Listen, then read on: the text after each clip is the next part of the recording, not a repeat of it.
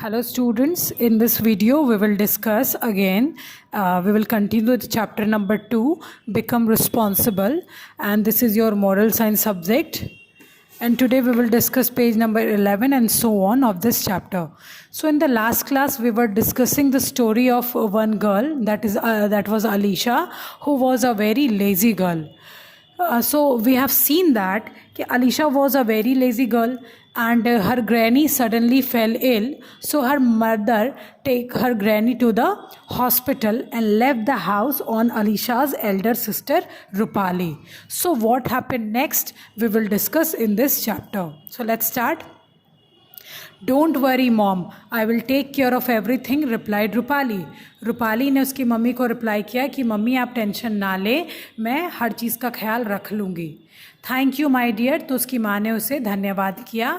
Don't forget to wake up Alisha in the time, otherwise she will miss her school.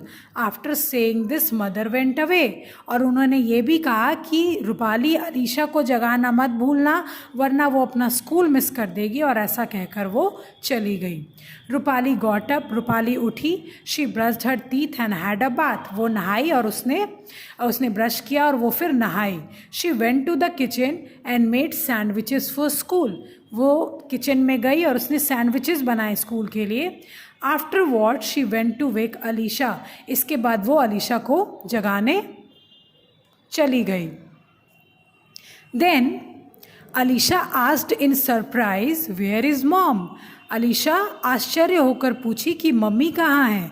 Rupali replied granny was ill so mom has gone to the hospital with her.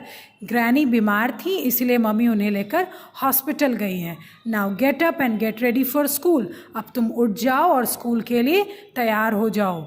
After Alisha got dressed up for school, Rupali asked her to pack her school bag.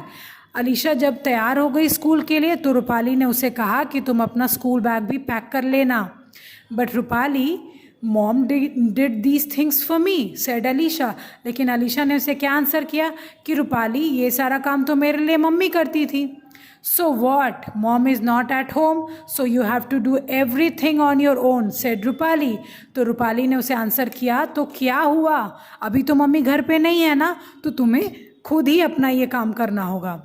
Page number 12. Alisha unwillingly kept her books in her bag and went to table for breakfast. Alisha न चाहते हुए भी, unwillingly का मतलब होता है न चाहते हुए भी, अपने बुक्स को अपने बैग में रखी और फिर वो टेबल पे चली गई ब्रेकफास्ट करने के लिए. ब्रेकफास्ट का मतलब सुबह का नाश्ता. Hurry up Alisha. अलीशा जल्दी करो. Have your breakfast. अपना ब्रेकफास्ट करो तुम. And put your lunch box in your bag. और अपना लंच बॉक्स अपने बैग में डालो. रूपाली ने ऐसा ऑर्डर देते हुए अलीशा को कहा. But I cannot do all this. लेकिन मैं ये सब नहीं कर सकती सेड अलीशा. अलीशा ने कहा मैं ये सब नहीं कर सकती. Of course you can. बिल्कुल तुम कर सकती हो. लुक देखो, how I made sandwiches for lunch. कैसे मैंने सैंडविचेस बनाए हैं लंच के लिए सेड रूपाली. रूपाली ने कहा. But Rupali you are older than me said Alisha. तो अलीशा ने कहा कि रूपाली तुम तो मुझसे बड़ी हो ना. So what Alisha, it is good for you to do your things on your own. ये अच्छी बात है अगर तुम अपना काम खुद से करती हो तो. You will feel happy. तुम्हें बहुत अच्छा फील होगा. Tell me, was it difficult for you to get dressed and put the things in your bag asked Rupali. Rupali ने अलीशा से पूछा कि तुम मुझे बताओ कि क्या तुम्हें डिफ़िकल्ट लगा खुद से तैयार होना और अपना सामान बैग में डालना. Alisha thought for a while and replied no. Alisha थोड़ी देर के लिए सोची और उसने आंसर किया कि नहीं, मुझे तो ऐसा कुछ टफ नहीं लगा ये सब करना. See you can do things on your own now. देखा, तो अब तुम देख रही हो ना कि तुम अपना काम खुद से कर सकती हो. It means that you are growing up and becoming responsible said Rupali politely.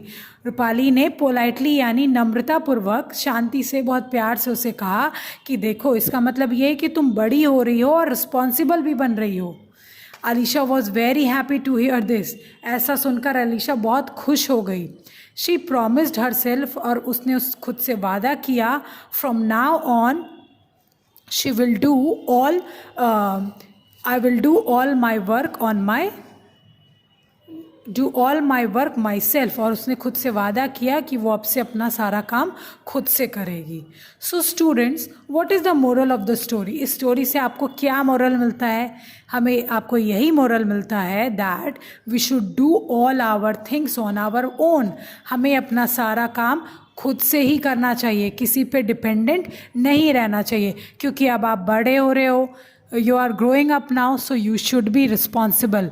आपको भी अपने पेरेंट्स के लिए हेल्पफुल होना चाहिए, टीचर्स के लिए हेल्पफुल होना चाहिए.